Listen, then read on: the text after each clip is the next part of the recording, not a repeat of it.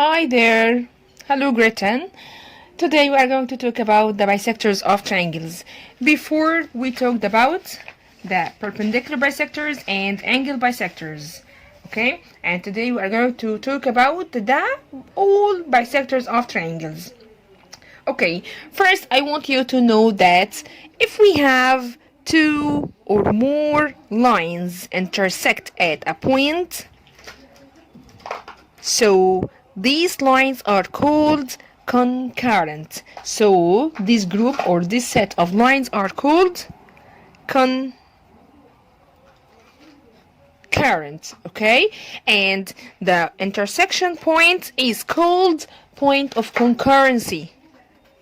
Point of concurrency,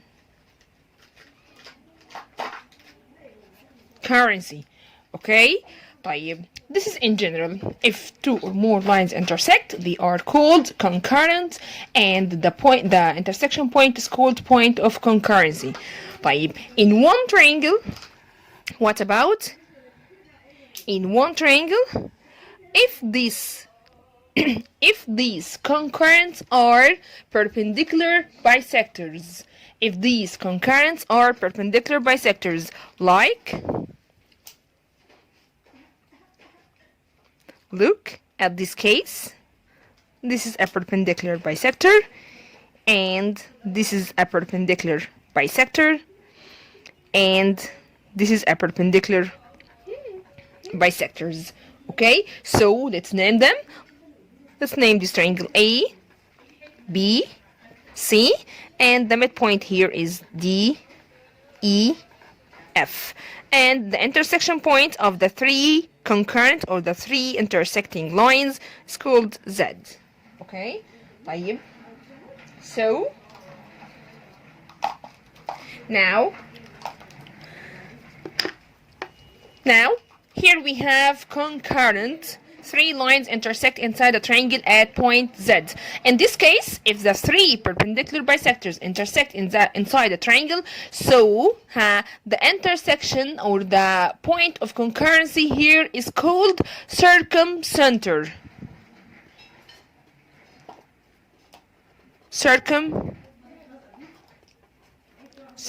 So point Z here is a circumcenter, and the circumcenter is equidistant from the vertices of the triangle. So the distance from A to Z is the same distance from B to Z is the same distance from C to Z.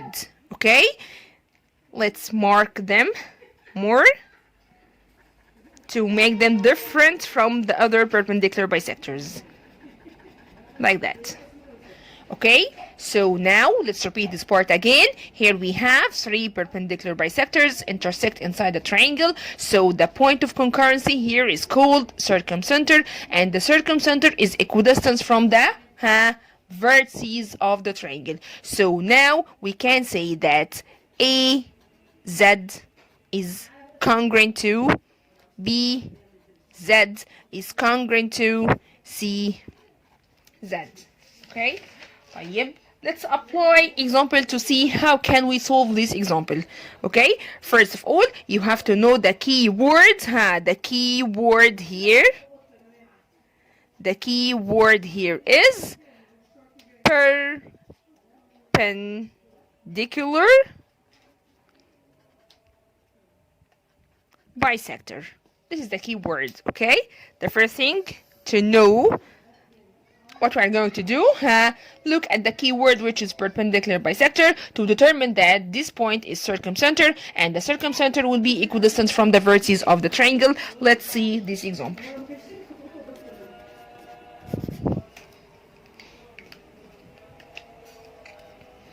In this example here we have a triangle.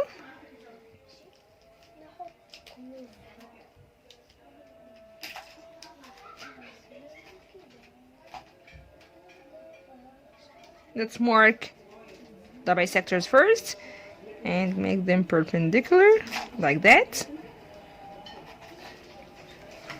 Okay, this is a triangle named as, I'm going to draw the triangle and back again, okay?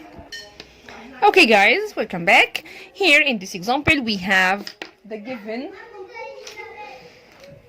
KZ, LZ, and MZ are what? Are perpendicular bisector, and as we said before, this is the key word. طيب, perpendicular bisector, so we can determine that point Z here is a yes, a circumcenter. طيب, let's read back again. The circumcenter is what? Equidistance from the vertices of the circle. Okay, so now I want to find the length of HZ. Where is HZ? H, that this part. The distance from the circumcenter to the vertex is the same as GZ and the same as JZ. طيب, what is given here? The given is JZ, which is 19.5. So we can say that HZ is congruent to GZ, which is equals to 19.5. This is number one. In number two, I want to find the length of MGM. This part. Because of ZM is perpendicular bisector, so point M bisect JM. Type the length of MJ equals 14.5, so the other part will be 14.5 as well. So we can say that GM is congruent to JM, which is equals to 14.5. Okay, GK,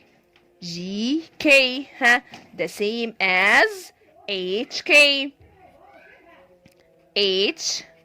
which is equals 18.6 as given here. The last one, I want to find the length of JZ. JZ is the distance from the circumcenter to the vertex. So JZ is congruent to GZ, which is equals to 19.5. This is about the first part of this lesson. Let's move to the second part in the second video.